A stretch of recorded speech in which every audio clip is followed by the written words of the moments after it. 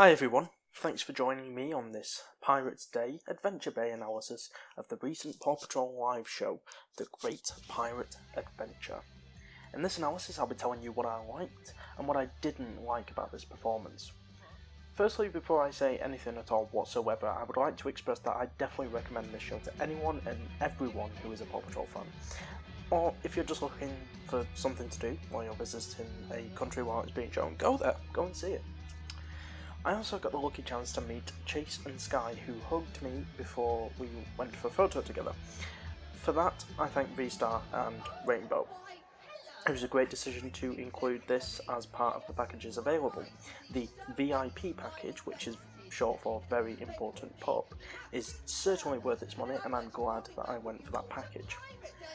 Also, before I start this video, this will contain spoilers, so if you haven't seen it, go and see it. Then come back to the video and tell me what you think of the show. Now, onwards! The show starts off with Captain Turbot, who for some reason sounds very camp, explaining that Mayor Goodway has asked him to take a photo of the so-called Pirate Parrot. The parrot, which is one of the funnier characters of the show, appears on a barrel. Turbot spots him and tries to take a picture, but as his clumsy self he ends up taking a silly selfie of himself. Due to this mishap, he's been somewhat blinded and falls into a cabin. He begs for help from the PAW Patrol, leading Ryder, Chase and Rubble to drive to the cabin and help him out.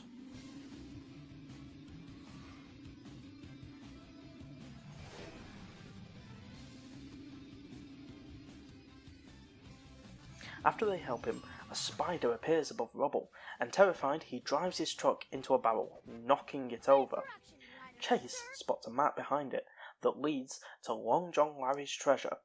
The pups are confused as they have no idea who this mysterious pirate is, and so Turbot explains with a bit of singing and dancing. The pups take the map to find the treasure and figure out the clues hidden on the pages: Horseshoe Hill, Swordfish Beach, Rainbow Tree. Mayor Humdinger steps in to take pictures of the map and then goes off to find the treasure. He arrives at Horseshoe Hill before the pups and finds the first clue before running off to the second. The pups find the next clue leading to Swordfish Beach, where they find an old pirate ship. Just before the first act closes, Captain Turbot comes back with a reprise of Long John Larry. Act 2 opens with the pups on their ship in new pirate costumes attired to their colours. Now they're singing on a pirate ship before it goes out of control and they stumble on the deck, singing the whole time. Mayor Humdinger appears and takes the key, boasting about it before tossing it into the water by accident. This requires a job for Zuma, who gets changed into scuba gear with Ryder. The merpups appear, and they accidentally drop the key in a giant clam. Zuma and Ryder use a kelp line stuck to the clam to open the mouth so that the merpups can retrieve the key. Ryder and Zuma then run off with it. The PAW Patrol find the next clue, Rainbow Tree, but they are tricked by Mayor Humdinger and one of his catastrophe cat crew, causing them to get stuck in muddy quicksand.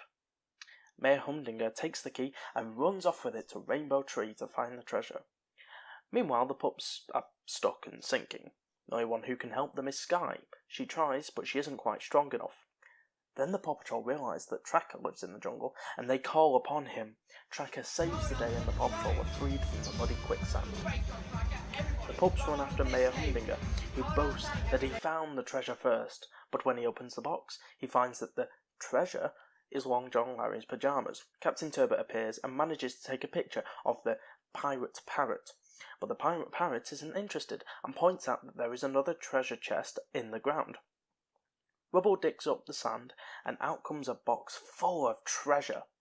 The closing act begins with a piratey rendition of Good Pups, a disco rendition of Pirate Party, the Squat Challenge, and a piratey rendition of Pup Pup Boogie from the show, changing the lyrics to Do the Pirate Boogie, and a reprise of Pirate Party. So, what did I think of this show? It was wonderful.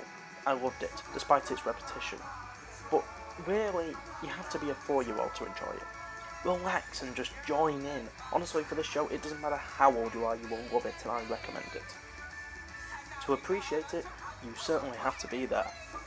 The songs are well produced, the costumes are well constructed, The performances of each cast member is phenomenal, and each one really put the effort in to make a great performance. Whilst the props that they made are cheaply constructed, it is a good use of source materials, and it really shows that they've been using their head.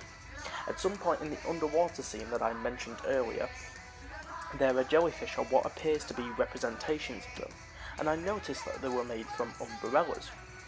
I found this to be a really innovative choice, as it creates the same shaping for a jellyfish. I admire the creativity of the team and how they produced it. I have to hand it to them. They made an exceptionally fantastic show, and its way of including the audience into the show is well thought out and only made difficult by this task of the storyline. The only thing I really didn't like about the show was that it was the repetition of songs that they produced, because they really get into your head easily and leave you singing them after the show. They're very addictive. If you went to go and see this awesome show, tell me what you thought about it in the comment section. I look forward to reading your responses. Bolts out.